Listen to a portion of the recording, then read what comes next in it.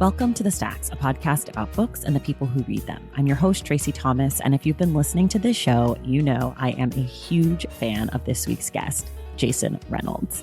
I first got to sit down with Jason in fall 2019 to discuss his book, Look Both Ways, which you can hear on episode 89 of this show. We've since done numerous Instagram lives and have remained in touch over the years, and Jason is finally back to the Stacks to discuss his newest book, Ain't Burned All the Bright, which he co-created with his dear friend, Jason Griffin. In addition to talking about the book, we talk about grief, competition, feelings, snacks, and so much more. Our January book club pick is Passing by Nella Larson. We will be discussing the book on this show on Wednesday, January 26th with Cree Miles. To stay connected with all things The Stacks, to get inside access to the show and hear bonus episodes, join the Stacks Pack by going to patreon.com/thestacks. You can also get our incredible reading tracker all the way until the end of January. Then it's gone for the year. So head to patreon.com/thestacks. And I want to give a quick shout out to our newest members of the Stacks Pack. That's Leslie Santamaria, MG, Kaylee Brown, Lisa Cooley, Javi Morales, Allison Hyatt, Cosette Audi, Jenny D, Ali Messick, and Anne. This is an independent podcast, which means without the support of listeners like everyone I just named and the rest of the Stacks Pack, there would be no The Stacks. So thank you all so much. And please head to patreon.com/thestacks to join. Okay. Now let's get to my conversation with our great good friend, Jason Reynolds.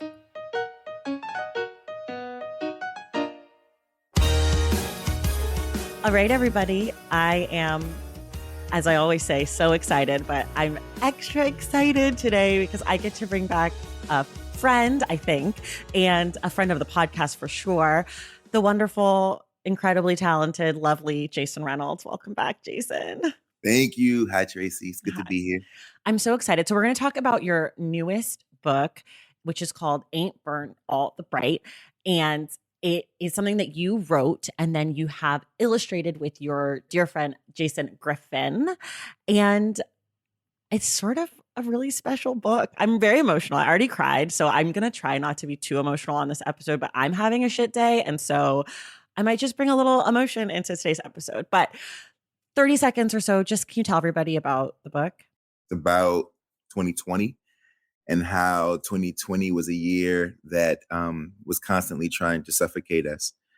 And in the midst of us searching for oxygen masks in big places, we realized in 2020 that all of our oxygen masks were all around us in the minutiae of our lives. That's it. Okay. I loved this book. I immediately messaged you after I finished and was like, I'm very emotional over here. It really took me. The art is so cool. The words on the page, just everything visually about it is just so special. I'm wondering, I know you guys talk about this at the end of the book, but for people who haven't read it yet or haven't gotten there, can you kind of give us a sense of like where you got the idea for the book? And I guess the companion question to that is also, was this book ever something else and did it become something different? Because that's super interesting. Yeah, this was something else. So like Jason and I have been working together for 20 years. You know, that's how I got in the industry. My first book with Harper was with him. And after that, we weren't able to do anything else. We've tried. We have tons of books that have been hidden, tons of all this work that's sort of tucked away in our shelves. We just couldn't figure out how to land another one and figure it out and make another thing. But we never stopped working just because we make art, because we like to make art, you know? And so we had gotten a new deal for this book about a box.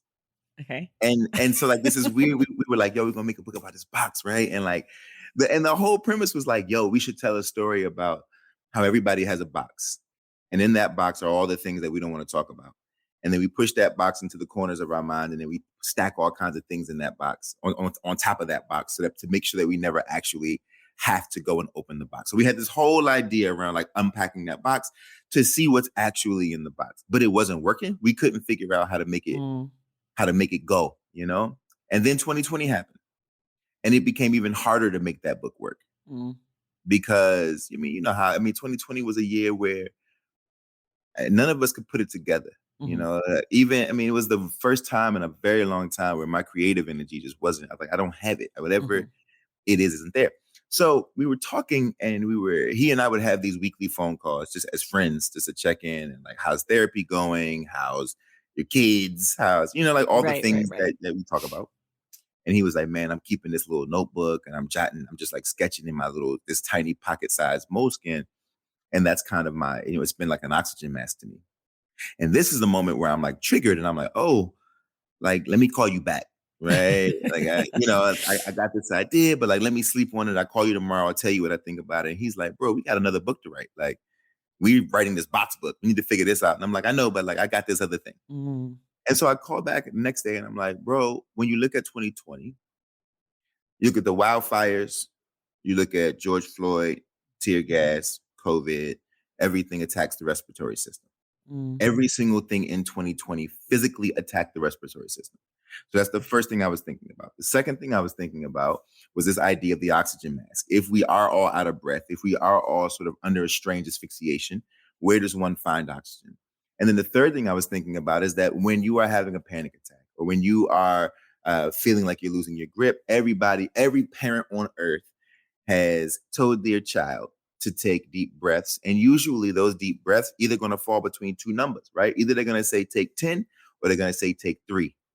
And that's supposed to get you back to some place of equilibrium. So this book is the literary manifestation of 3 deep breaths.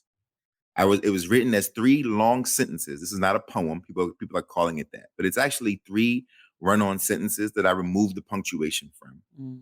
Right. So it's literally presented when I gave it to him. It was 3 long sentences and broken up into 3 breaths, laying out COVID, laying out the uprising, and also laying out where the oxygen masks really are and what they've actually been. Okay. I have a lot of follow-up questions. There's a lot of questions. I know. My first one is, what's the difference between 3 long sentences without punctuation and a poem to you? So I'll tell you why I did it this way. So like the reason why I didn't want to present it as a poem in its traditional sense, right, as like verse and stanza, right, is because when I gave it to Jason, it would put Jason in a tricky situation because he wouldn't want to break the language up because the language is already broken, right? And so I didn't want to write it as like in that sort of way. I wanted him to have the freedom to break the language up however he saw fit for the best sort of execution of this piece. The other thing, though, is I think there's something really special, given the context of this particular work, something really special about a run-on sentence. Mm. There's something really special about the idea that a thing can keep going. Mm-hmm. You're right. That they're the thing a thing that has flow, a thing that doesn't actually end. Right.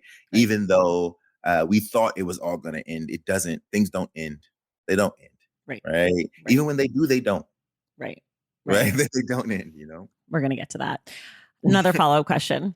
You said that you kind of lost your creative drive or force in 2020. Were you doing something to get it back? Did it come back? Do you feel like it's back? Oh, yeah. I mean, I wrote Stunt Boy in 2020. Yeah. Right. So what I had to do, there were a few things that had to happen. One, I had to write approach a different sort of genre or form or category, right? And so Stunt Boy was a very different thing, and it required less language, more thought, less language. Mm-hmm. I just didn't have the energy to produce. I mean, I also wrote a whole novel in 2020. It's just a terrible novel, though, so I have to rewrite it. You know what I mean? So like, I wrote a whole novel, but so like, but when you're normally writing, are you? I guess what I'm getting at is like, do you normally rely on your creative impulses to create, or do you have practices in place that sort of allow you to create even when you, Jason, aren't feeling creative, right? Like, do you have building blocks in place where you're like, look, I still have to get this done and it has to be good because it's going to be published? Or are you like, you know what? I can't write anything. Like, I can't do a good thing. And so I'm not going to do a thing because I'm not in the moment. And so I have things in place, right? I have all sorts of things. I write for me, this is a craft of practice, not necessarily a craft of inspiration. That being said, I'm always inspired. So what 2020 did was, for the first time, it sort of put me in a position to put my money where my mouth was, right? I would have to use those things that I've always had in place because I live a curious life, and I'm high on life all the time. I'm like, yo, life is so incredible. There's so many things to learn. There's so many people to meet. You know what I mean? Yeah. 2020 kind of put the kibosh on that. And so then it was like, all right, well, work is work. Right. And technically, you know what you're doing. Like, this is a skill set. And so get to it. Things still have to be done. How, by any means, right? If that means that this 85,000 this 85,000 word novel has to become a 25,000 word graphic novel called Stunt Boy, right? Which originally was a much bigger novel with a much older kid as a protagonist. Then that's what it has to be. Interesting. Yeah. Huh. Okay. How about editing this book? How does Mm. that work? You send over a run-on sentence. You say, Jason, do your thing, have fun, make art, do whatever feels right given these words that I put down. He sends you back whatever he sends you back. How do you all critique each other? And then also, how does an outside editor, like your editor at Simon and Schuster or whatever, how do they come into play with something like this that's sort of back and forth between you two in different mediums? Jason and I don't critique each other unless it's something that we think is glaring. But I trust my partner, right? And I don't make art. I'm not a painter. Right. And he's not a writer. Right. So whatever he gives me, it may require some conversation. But if he can argue for whatever image it is, and if I can argue for whatever language I'm using, then we let it rock. There is no, you know what I mean? Like it's like any other partnership where it's like, bro, I'm not gonna micromanage you. You've grown and you're a gifted artist. I'm not in that way. Right. And then when it comes to the editors, it's the same thing. It's like, look, we can, if it's something that's just not working from an outside voice or my outside eyes, at this point in my career, I exercise enough humility to know that, like, if my editor says something's not working, I trust that it's not working. I trust my editor because that's her job. Right. So I live in a space where I just do the thing I do and let everybody do what they do and trust that they know what they're doing. Right. I don't rock with nobody who don't know how to do their job. Right. That makes it so much easier on all of us. You sound like me when I was planning my wedding because the florist kept asking me, like, what do you want? And I kept being like, I don't know, flowers. This is why I'm paying you plenty of money. I'd like it to feel whimsical. Good luck. See you later. Do your job. And the same went for Raul, by the way. The same went for Raul when we did Subway. I ain't had nothing to do with that. Ugh, that art is so good. No, same with Long Way Down graphic novel. Had nothing to do with it. Right. Do your job. Do your job. I love the art in Stunt Boy so much. It was so fun. you. I'm actually sort of thinking about, but I'll just ask you. Since last time you talked, you've done Stamped, which came out into the world. You'd written it, but it came out. And then you've had 3 visual art related texts. Yeah. So I'm wondering, what's it like for you as a writer to put your words out and have other people make art in relationship to it, in conjunction with you, in partnership with you? Because that's not what I think of when I think of most authors writing books, right? I think, that's how I came in the game. Right. It's how I started my career. So for me, the collaboration is, I love it. And it's not like it's not like anybody is putting me with folks. These are all people I'm picking. Right. I'm choosing who I believe are going to work well with me, and we're going to rock and roll. If it, like if somebody had to force me with somebody, it's a different beast. But the fact that, like, I pick my partners. And so I think it's a wonderful thing. And I think ultimately, my whole thing, Tracy, is I want to be able to be read from cradle to grave. And so I want to create enough iterations of what we call the book, so that it doesn't matter where you are in your journey, you can pick something up and be like, yo, this is dope. Right. So if that means we're gonna do some graphic stuff, we're gonna do some early reader stuff, some chapter book stuff. We're gonna do, I got picture books coming out later this year. I've got this adult thing. I told you, I wasn't joking on Instagram about the picture book about death is real. Like, that's really happening. Yeah, that's really happening. Can't wait. I thought it was a joke and I was excited, but I was like, let me not get my hopes up. No, that's really happening. Really happening. I've got, middle grade and YA and everything in between, nonfiction, poetry, gift books, right? I want to figure, look, I think that my biggest skill set at the end of the day would be dexterity. The ability to sort of be malleable and to put your hand in all the different spaces, because I really don't care about what form it is. Language is my jam. Right. That's it. Right. Well, what would you say, if you had to categorize, is the age for this book? Everybody. They categorize it as YA, but it don't feel like Right. that. It's not. It doesn't feel like It it feel at like that. all. I was reading it. I was like so taken by this book. And I was like, well, there's a few reasons. One is because it's a little dark, but also I was like, this is not for children. I mean, it is for children, but it's not like for children. It's not only for children. I hate the categorizations. Yeah, the category, They make me crazy. but you gotta sell it somewhere. You gotta categorize it Right, somewhere. right. I know. But this is, this has got a broad reach. We'll say that. Yes. Yeah. Okay. So this is the thing I really want to talk about with you about this book is about the whole grief of 2020. And, for some people, 2020 was acutely about grief. They Yeah. lost someone, or they lost their job, or they lost a home. They lost, I don't know, something very specific that they're grieving. And then for a lot of people, it was more sort of abstractly about grief, grief of a past life, grief of opportunities, all these things. I don't know. I don't even know what my question is, Jason. I just sort of want to know how we're in the midst of this pandemic. We're like, we sort of thought maybe we weren't, but now we're definitely back in Mhm. the thing. And I just feel like we haven't had a chance to grieve in a way that, I don't think we're going to have a chance to grieve. Like, where this thing ends, we're going to have time to process this thing and what we've all been through. So, like, how do we feel like we can grieve? I don't I know. think Help I me. mean, I don't know, right? I know, but I need you to do better than that, okay? I need you to I'll know. tell you, I'll tell you this though. I lost my father at the end of 2020, and he had been dying for a while, right? And what I've learned, for me, and everyone's grief story is different, especially when it comes to the loss of a parent. I think it's such a specific thing, and everybody does it differently. But I was raised a certain way, and I have all kinds. I was raised by like super progressive hippie mom and all that. We've talked about this. It Yeah, was all yeah, the yeah, things. yeah. So like for me, it wasn't a, you know, I didn't feel like I was guillotined. Like it wasn't like that. I didn't feel like somebody had gutted me. It didn't feel that way. And it actually felt the opposite. Right. For me, it felt like someone had stretched me and I was now 10 feet tall. It felt like I felt gratitude. And don't get me wrong, it's an extraordinary pain. And never ending, like it's like a hole with no bottom, right? It's intense, but it isn't, but it's disingenuous and a bit reductive to say that is the only emotion when I feel so many other things, gratitude, a little bit of laughter.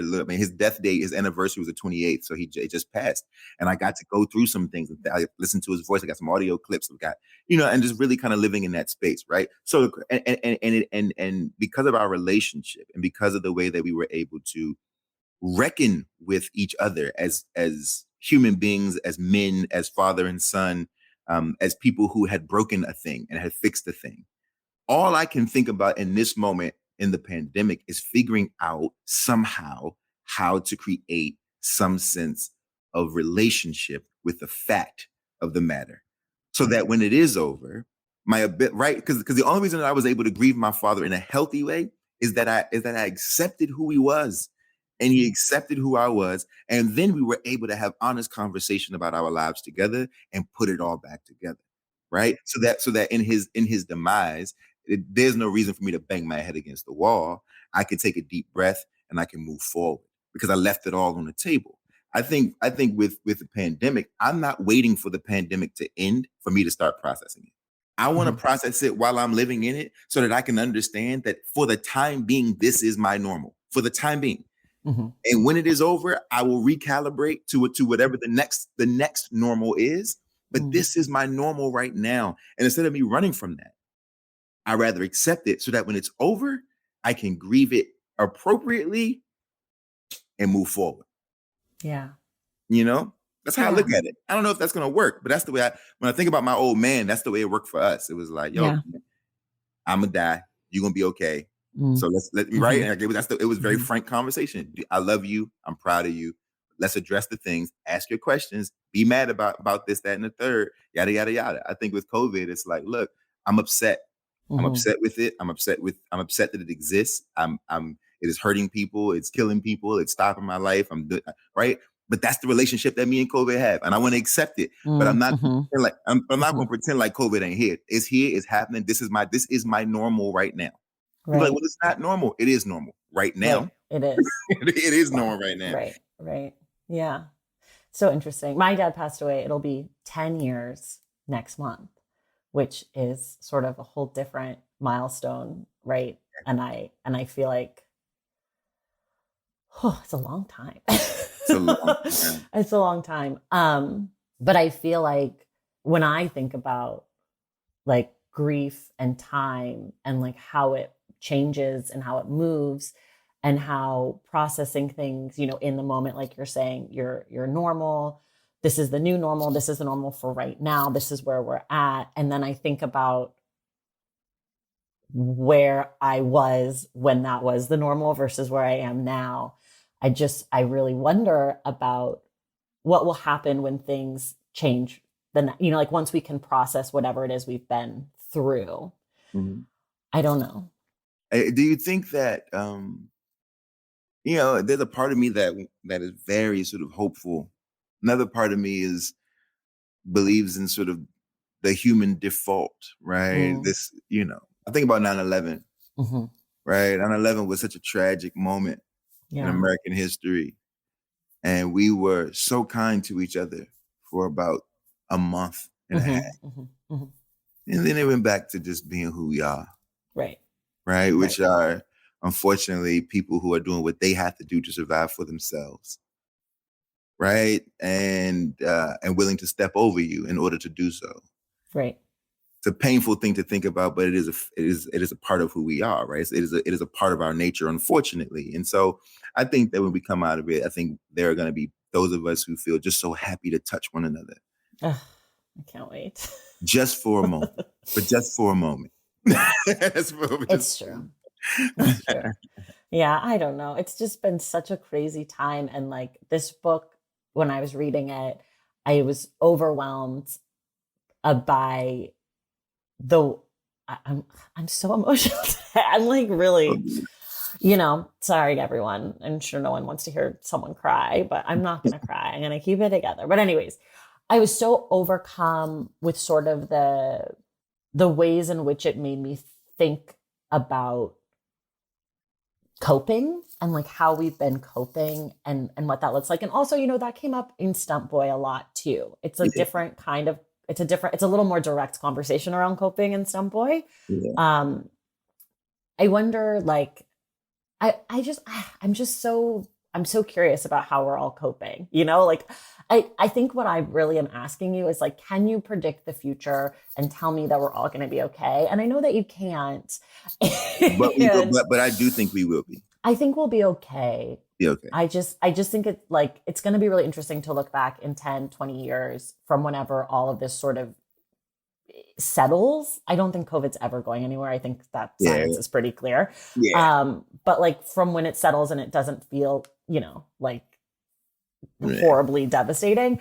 I just wonder like the books that are going to be written about like Americans coped like this. And like, this is like, I just am so curious to know how. I just am ready for it to be over, obviously, but I'm also even more so ready for it to be over. I really want to know what it's going to say about us, And how we coped.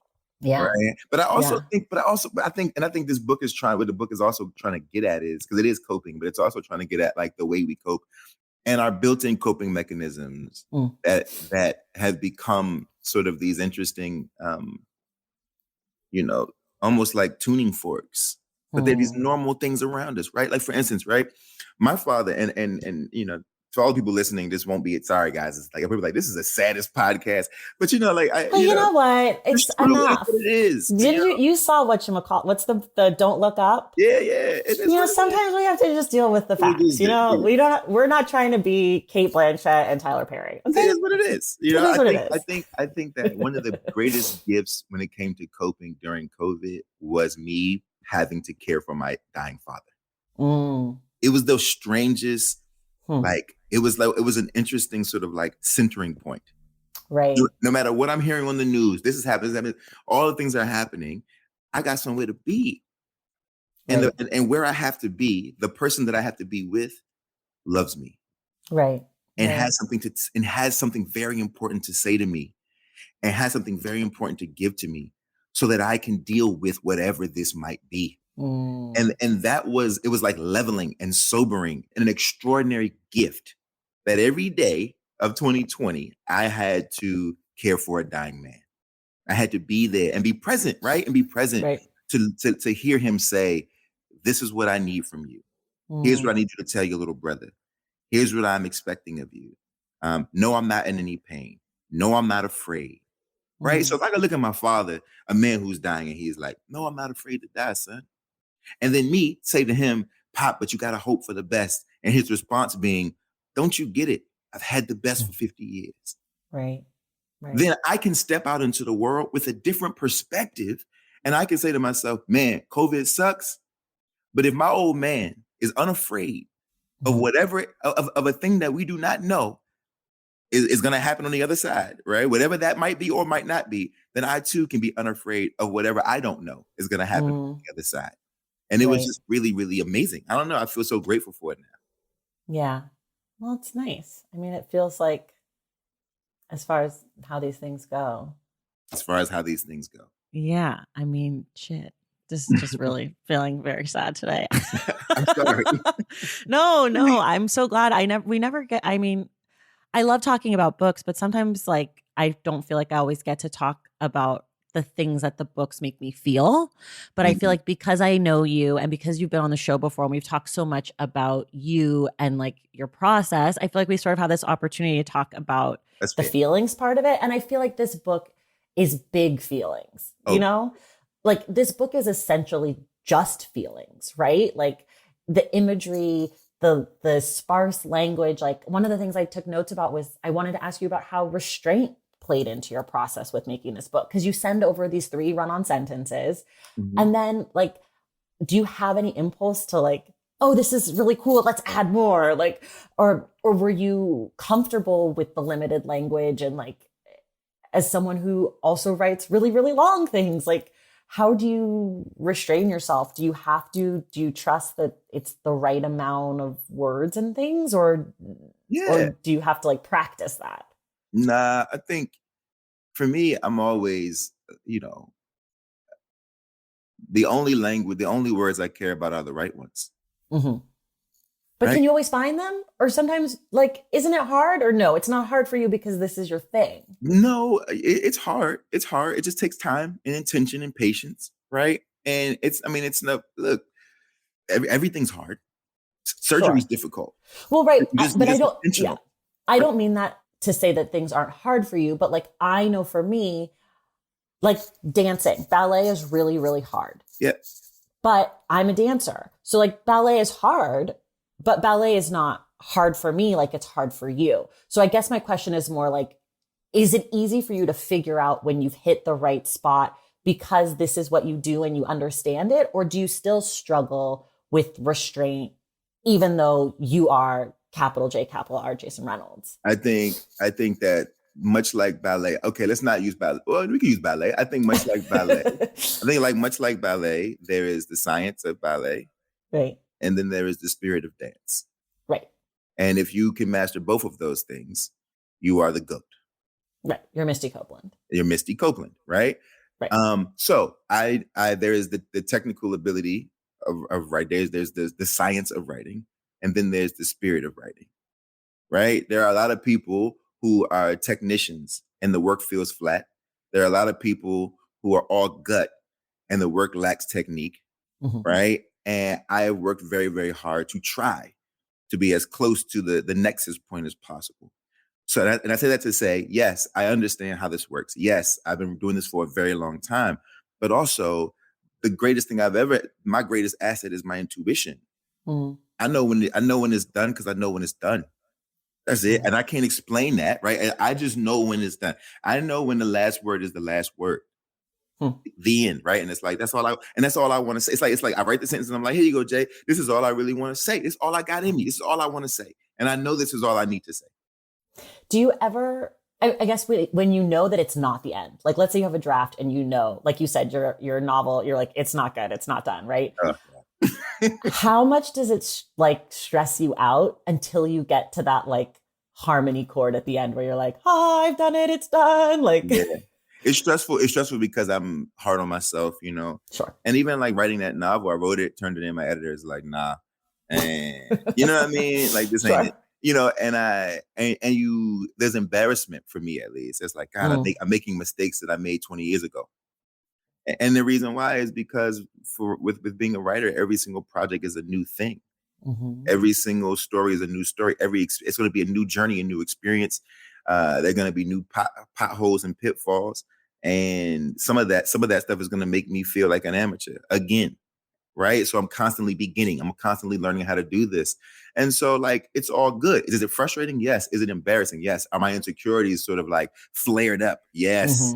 Mm-hmm. And also I got to get myself together and be like, bro, you know what you're doing, like you know Right. what it is, you know who you are, you know what you do. Are you this person? Nope. Are you that person? Nope. But you, and you Right. know how to do that, right? So just do Right. that.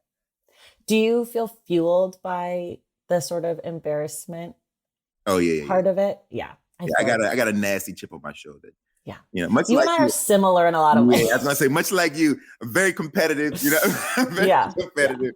Yeah. Like, Like I don't know failure who is we're my, proving this to. Who are we proving it to, though? well, I just want to be the best. I know, but amongst who? You ever think about like who's Yeah. around? Amongst the people so, okay, you haven't heard this conversation yet, but everyone who's listening to this conversation will have heard me talk to Cree Miles Oh yeah, last South week. Creek. Yeah. And we talk about this thing that I do when I run. I don't run that much anymore, but I do this thing when I run called hunting. And all it is if I'm out running in public, I find a person that I can see in front of me and I chase them until I can pass them. And then I hunt the next person. So it's about being the best, but it's not about the competition so much as it's about me wanting to feel the feeling of like, I know I did the thing. And so I use outside people to fuel my competitive vibes, but it's not really about passing the lady in the yellow shorts. It's just that the lady in the yellow shorts is the next person I can see. And Right. I'm not good about long-term goals. Like if you ask me my 5-year plan, I don't have it. I can tell you what I want to accomplish what the next thing I want to accomplish is. But I'm not one of those people that's like, I can lay out a whole thing. I'm hunting constantly. It's whatever the next like reachable thing is. Mm. So I am competing with people that I think are in my stratosphere now, but it's not about them. It's just a milestone to sort of hit to like pass. That's how my competitive nature works. I can dig it. I mean, for me, it's more like in my mind, there is, and it's not true. I know it's not true for everybody watching, listening. If any of my colleagues are listening, they're gonna be like, Jay, like, but in my mind, Tracy, everybody's still sleeping on me.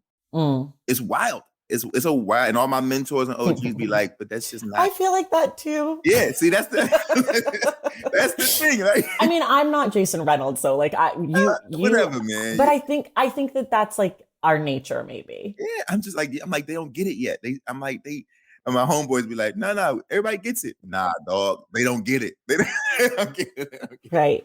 But I feel like if you felt like everyone got it and was like fully up on Jason, wouldn't you lose your motivation? Maybe. I feel like I would. It's like on some, you know how like Jordan just was like making enemies in his mind. Yes, that's hunting. That's what it is for me. It's like, I don't actually care about you, but I need a nemesis. Like I need that Roxanne Gay nemesis moment, right? Like I need it. And I'll make it up. I'll decide someone like sends me a DM that I think is annoying and I'm like, oh, this is my new nemesis. Yo, like, you know, one time I was talking to Kiese, our good buddy Kiese, you know, one time I was doing some talk with him or something, and we were talking about this, and he said, he probably doesn't even remember this, but he said, yo, I just want to make sure, like, I don't gotta be, you know, the best, right? But I want to make sure that I'm in that conversation. When everybody say my name, when it comes up and they start naming and they say Jasmine, you know, or they say, you know, this person or that person, he wants his name to be in that conversation. I feel him. Yeah, me too. With it, you know what I mean? I want my name to be, and for me, I feel like I'm fighting an uphill battle just because, and you know, we've talked about this, it's because I'm fighting the battle of children's literature and then climbing that mountain. So it's like, right. Oh, well, does he count? Right. I think what's so dumb about that for me is that is the whole, what we were talking about earlier, like you have to find a way to sell books, right? And so like you're being pigeonholed in this place even though your prose are some of the best, but it's like, oh, it's a separate category. It's not a separate category, but it is a separate category because of the way that, like, you know, not to sound too crazy, but like capitalism makes it a separate category, right? Oh, Like marketing money. right. Yeah. Exactly. But like, that's why you're not in the conversation in the same ways, because people are taught to think of you as something different. It's not because, like, if you laid out the text and no one said this or that, like, you're going to be hard pressed to find people who are writing better. Yeah. Oh, no, I know. I know what you're saying. To be true, it just makes me angry. I know. I know what you're saying, but I'm just saying. Path, Tracy. Yeah. I'm on a war path. I'm with you. I've got a pitchfork. I'm hunting in the name of Jason Reynolds. We're going to take a quick break and we'll be right back. Valentine's Day is upon us, and I've got love on the brain. Love for books. Duh, of course. Hello. Did you forget what podcast you're listening to? I love bringing you all great reads, exclusive author interviews, and behind the scenes book gossip. But I can only do that with your support over on Patreon and Substack. Our Stacks Patreon community, also known as the Stacks Pack, is where you can go for book club meetups, a private, very active Discord, and a year-long mega reading challenge to help you achieve all your reading goals. Plus, you also get that monthly bonus episode. Now, over on the Substack, you can subscribe to my newsletter, Unstacked, where I keep the book conversations going. I also give you a healthy dose of sports and pop culture, definitely some hot takes happening over there. And again, that bonus episode. If you don't have a few dollars to spare, don't worry. There are free options on the Substack and the Patreon to get you a little extra Stacks magic. Making this podcast is a total team effort, and by supporting my Patreon and my Substack, you allow me to support my amazing team that makes the show possible every single week. So if you or your friends are looking to meet other book lovers and support this indie podcast, come hang out with me on Patreon, Substack, or both. I would love to have you. And since we're talking about love, you can gift subscriptions to the Patreon and the Substack for that special reader in your life. For the Stacks Pack, head to patreon.com/thestacks. And for the newsletter, head to tracythomas.substack.com. And also, there are links to both in the show notes. Okay, see you in the Stacks. Okay, I have to ask about hands. I know you didn't draw, but I need to know about hands because there's so many hands in this book. And I want to know if you guys talked about hands at all. And if there was any hand conversation. I have no idea. No idea. Nah, I mean, you know, Jason is like, I know he loves to draw them. Okay. And he always has. Like, I know that's it. Okay. I have a piece of his work at my mom's house. That's just a hand. I have a piece downstairs in my house. That's a hand. Right. Like he just loves to draw hands. You know what I mean? But I don't know if they have any significance. Okay. And then also the title. Because when I read the title in the book, I had to go back.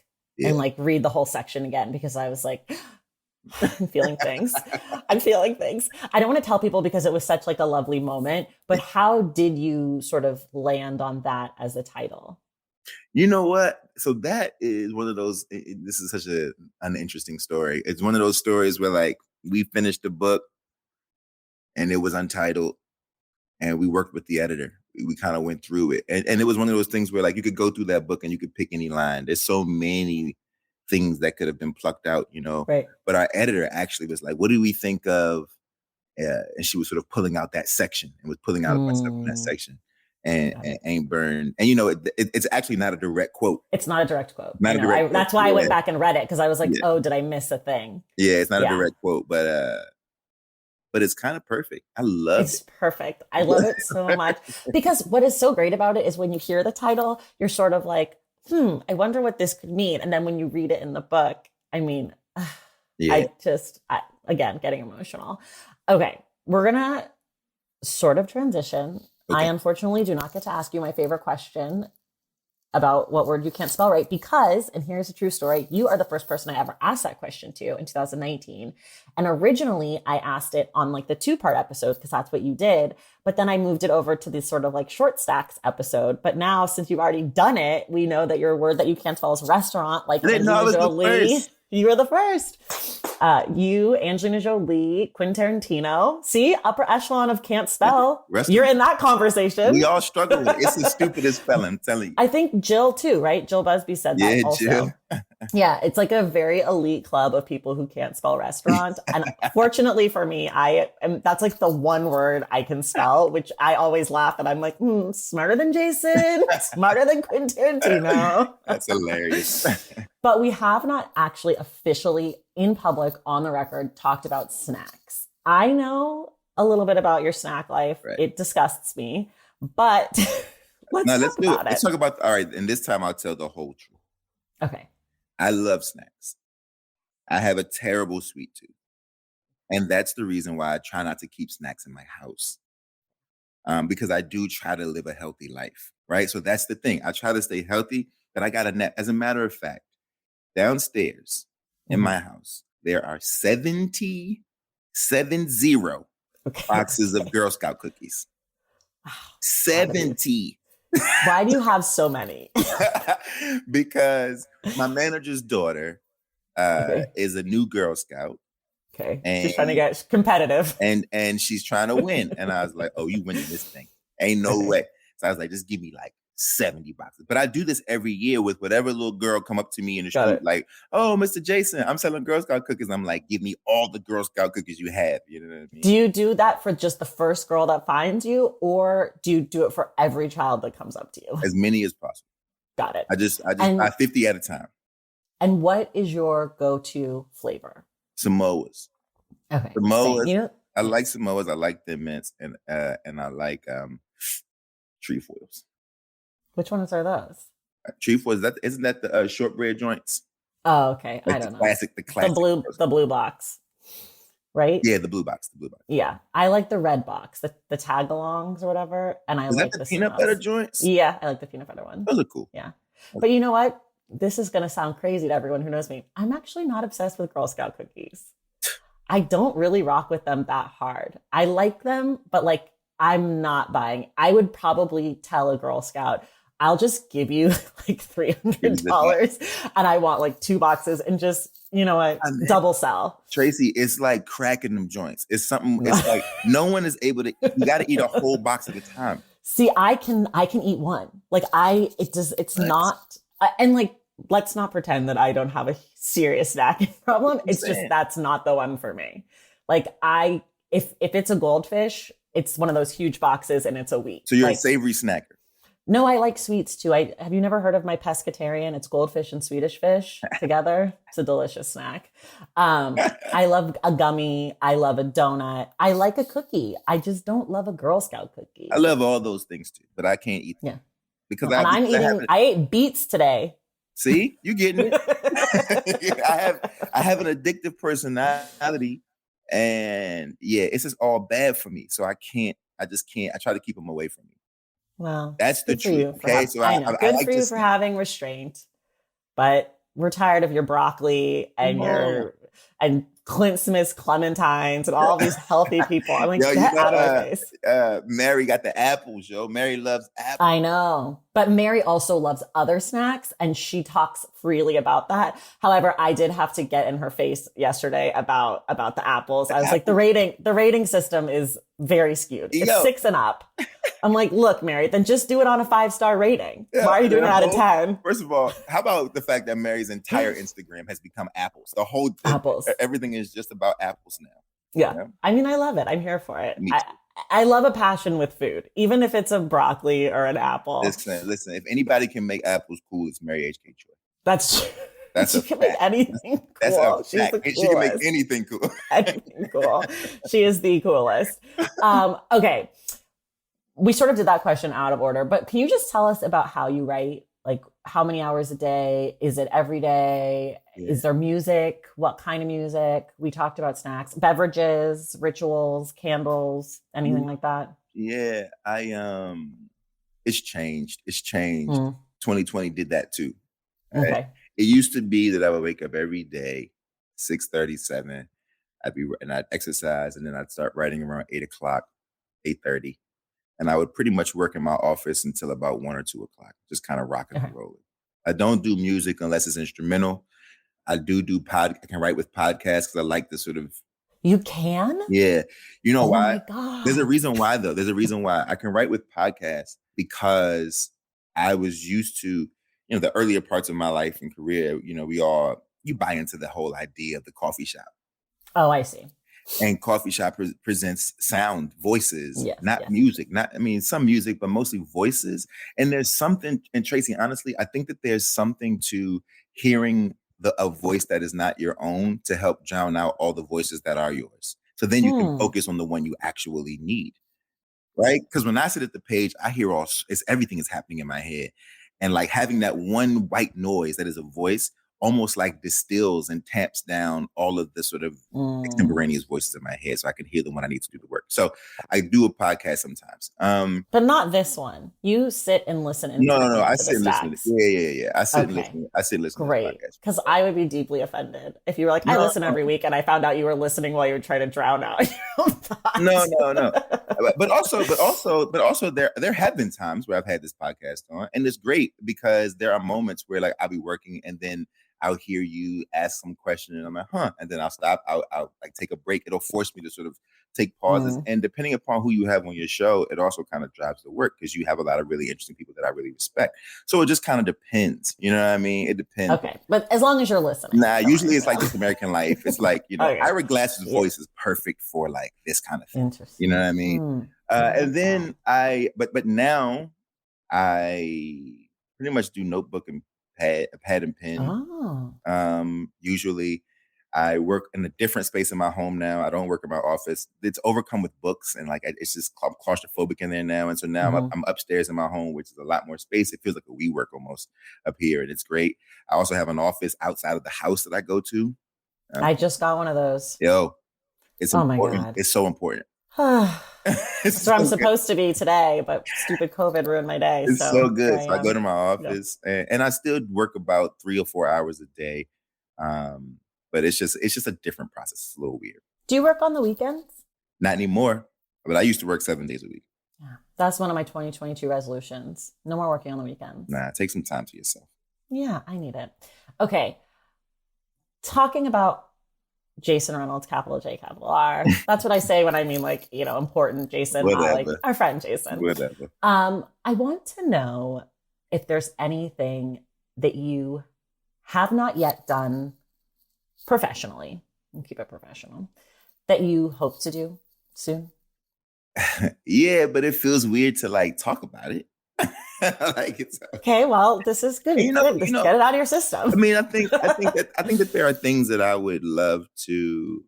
There are people that I would love to talk to, and I mean, I think one, I want to finish this novel. Okay.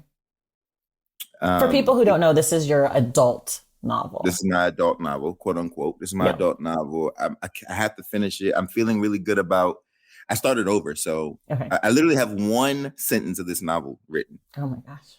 As of 2 days ago, that's a start. I started over. I'd written 300 pages, and now we're back at page number 1, which is good.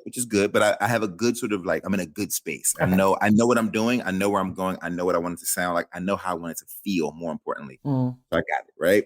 I want to finish the novel. I want to. So that's primarily first and foremost. I'm working on Long Way Down, the script for the movie. Actually, I turned it in yesterday. Yay. So I hope that gets cleared and we're done with that and we can kind of green light that. I've got Stump Boy TV show to work on. Oh. To write. Yeah. I got to work on that. So like, these are the things that I want to do professionally. And then, but there also are some things that most, I know all the writers are like, oh, we don't really care about this acknowledgement or that acknowledgement. You know what but that's just, I do, right? Okay. You know what I would love to be considered for at one point in my life. And I know it's like a really weird thing. I would love for somebody to say, yo, we're going to give Jason, not even the award, just like we're going to give him a nod, an acknowledgement from the Pulitzer Foundation for his children's work. Got it. But that's not a thing. Yeah.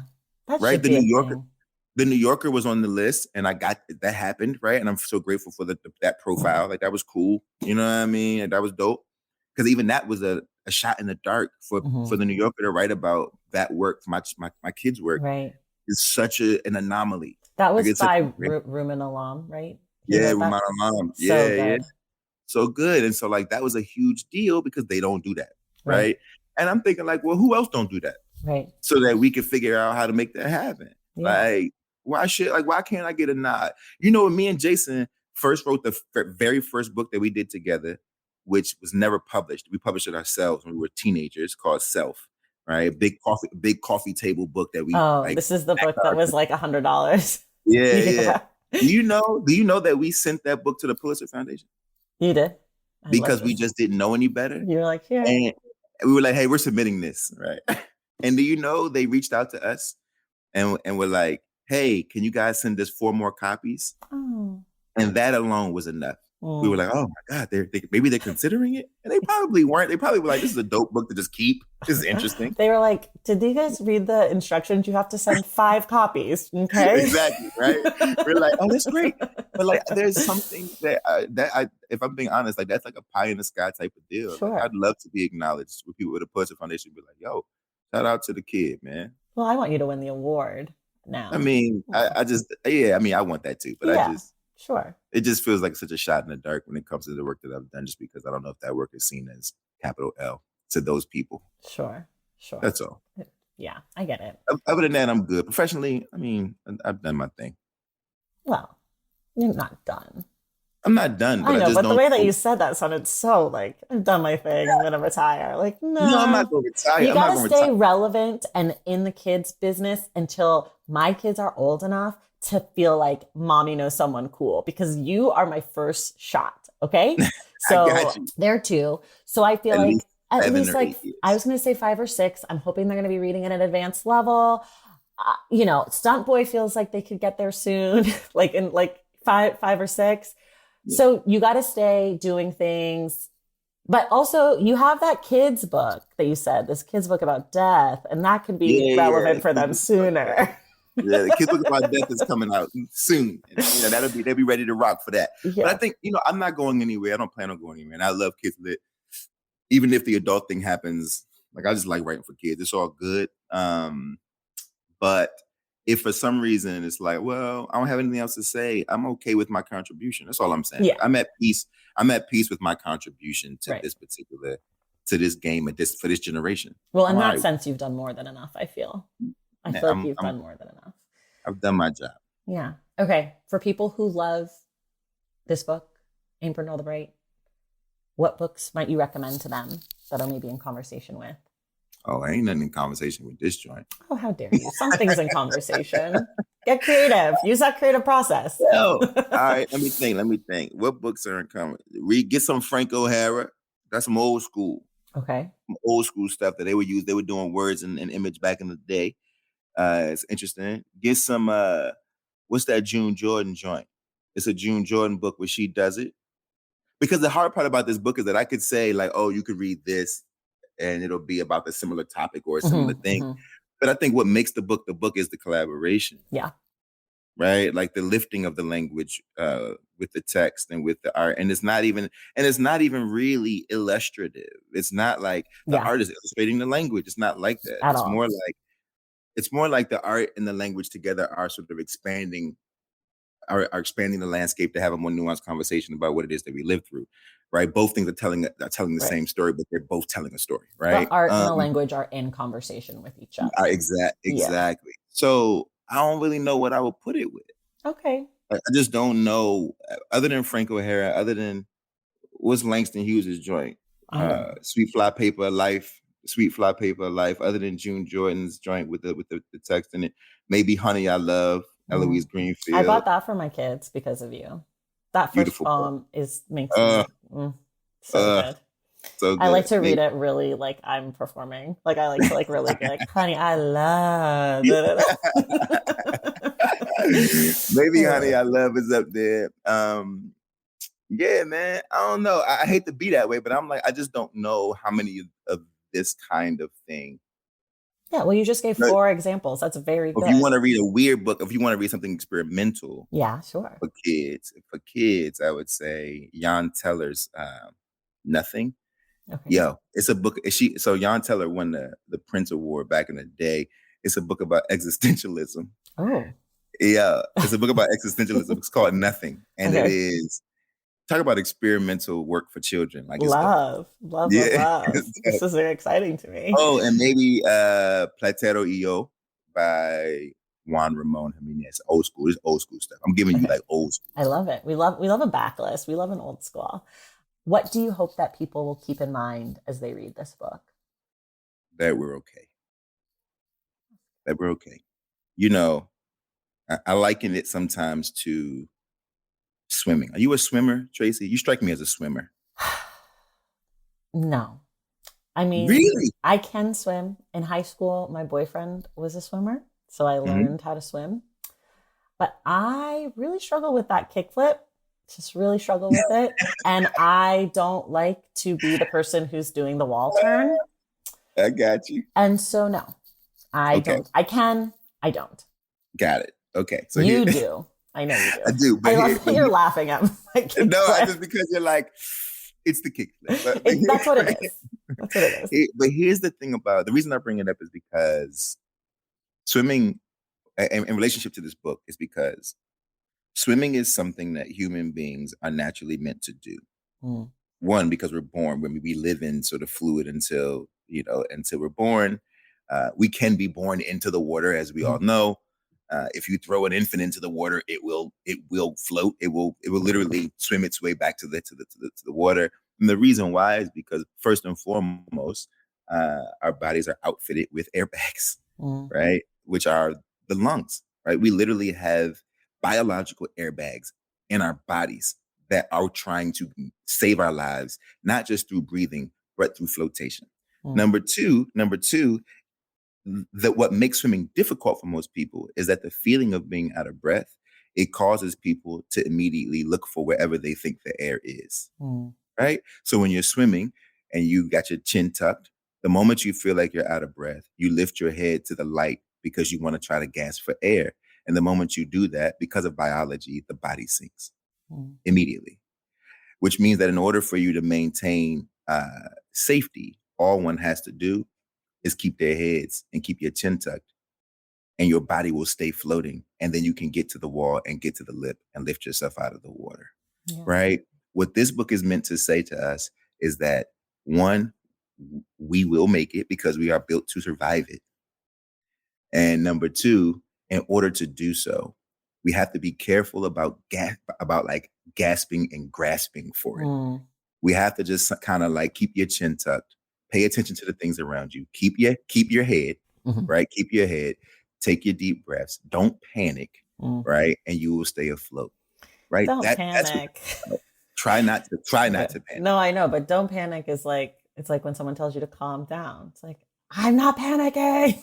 It, You but it, know? but the truth is that but we are panicking. Of course, I'm always Okay. panicking. And I and mean, it's a natural thing to panic, but it rarely ever helps us, it's true. right? It's And true. that's the hard part, right? It's Well, like but like, yeah. I mean, not to talk about Stump Boy or whatever, but like anxiety is just panic. anxiety is the feeling of panic. It Yeah. doesn't mean that you're panicking. It's the feeling of panic, right? So like when I have anxiety, so it's like when I have anxiety, I can feel panic in my body, but I Mhm. don't make panic decisions.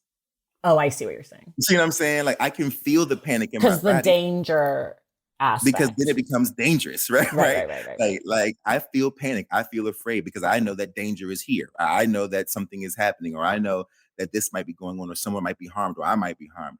But the moment that I act out of panic, now I put myself in a crosshairs in a very different way, right? Sometimes it takes a moment to take a beat, survey the land, right? Is my baby okay? Is my right? Like when my father was dying, we were going to the hospital, right? My stepmother would be in there and she'd be all messed up, and a doctor would come in, and my older brother would be all messed up, little brother all messed up. Everybody's having a hard time. Doctor come in the room. You guys have any questions? This is a year and a half before his death. He's like going in and out of the hospital. Do you guys have any questions? You know what my questions are? Hey doc, brain, heart, lungs, kidney, liver, like are these things functioning? Yeah, these things are functioning. Oh, then he's alive. Mhm. Are these things healthy? these things are healthy. Okay, well then he'll actually be alive for a little while.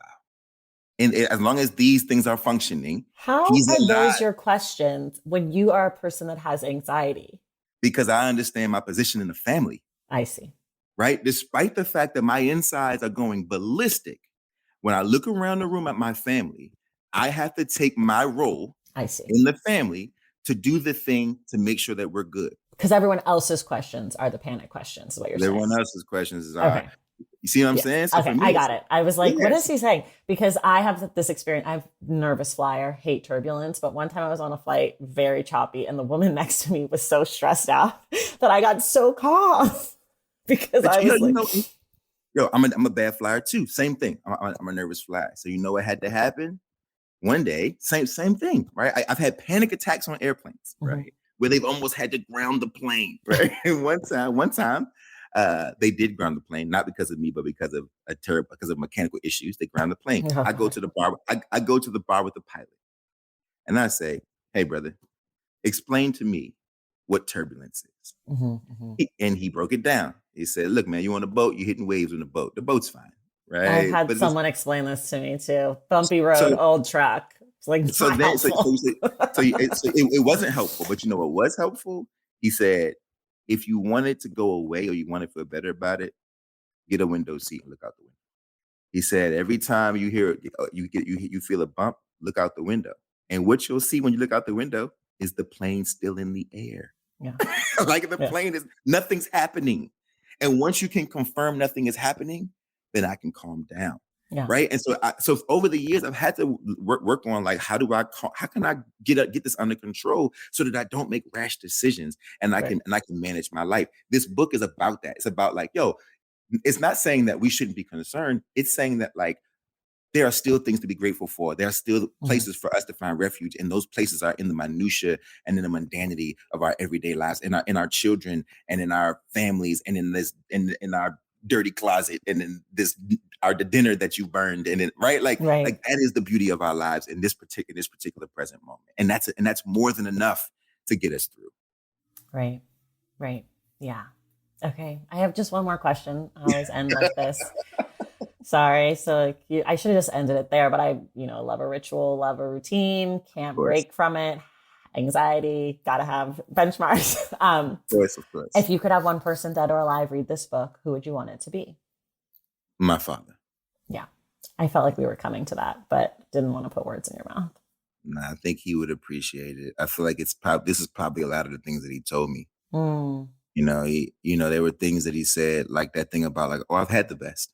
I've had the best. Or he said, it's wild. He was like, yo, what's the worst that could happen? He said, I'm going into surgery. If I don't make it out, good on me. And if I do make it out, good on me. Right. Like, what's the actual worst thing that could happen to me? Like these sort of really sobering sort of perspective shifts that he just understood. He told me when he was dying, the nurse came in the room and he told the nurse, hey, I just want to give you a heads up. You're going to have to teach me how to do this. Never died before. I only know how to live. You're going to have to help me out with the dying part. And she said, don't worry, your body will do the work for you. And he said, that's good to know. That's good to know. Right? Like, he's just like, and I think these are the things that he would have read this and been like, you get it. It's the small things. Right? You get it. So shout out to the old man. Shout out to your dad. Shout out to my dad. We're talking about dads. Great. I'm crying. So you did it. Congratulations. You made it work. You got us here. Congratulations. Everybody, the book is out now, wherever you got your books. It's called Ain't Burned All the Bright. It's by Jason Reynolds and Jason Griffin. The Jasons. Go get it. Enjoy it. Read it to yourself. Read it to your kids. Read it with your kids. Read it out loud. I have one more question. This is really a personal question, and it's gonna have a follow-up depending on the answer. Is there a physical version of the book where your words are actually like cut out and pasted on his art? Does that exist? Yes, in individual pages. Yes.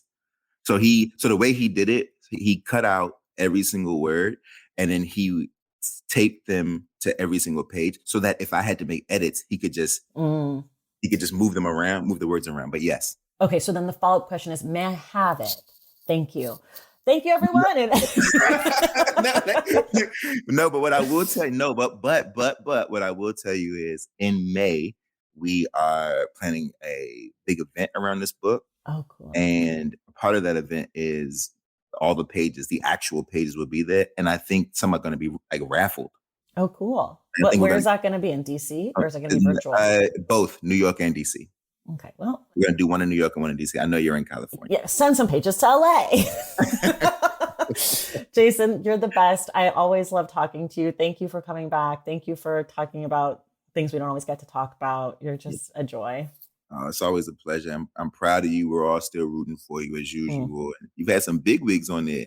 Not as big as Kiese Layman, but big, not as big as Jason Reynolds. Okay. He's fine. Honestly, it's an honor, but it's not at all what makes me freak out. But, for sure. Thank you. Everyone else, we will see you in the stacks.